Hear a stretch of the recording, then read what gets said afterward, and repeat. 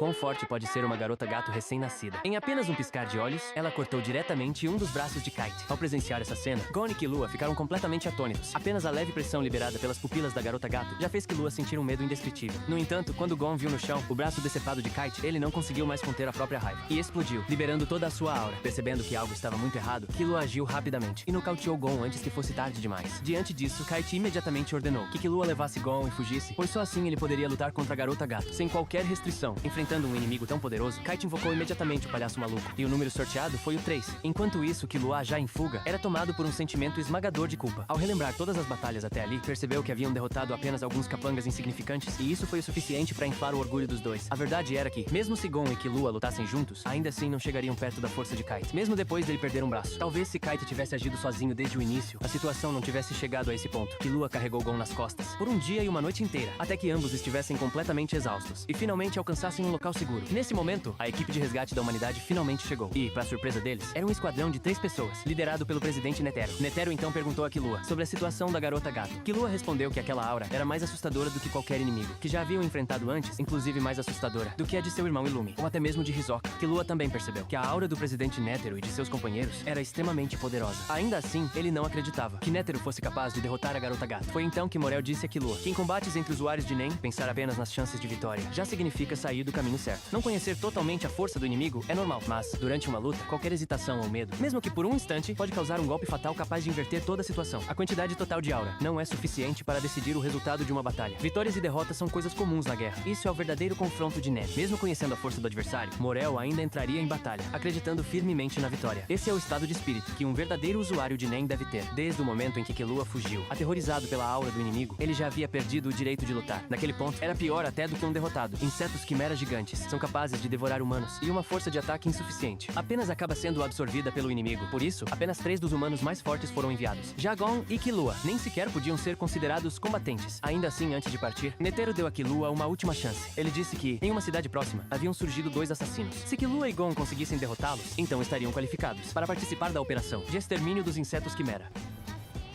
猫の手はいらん。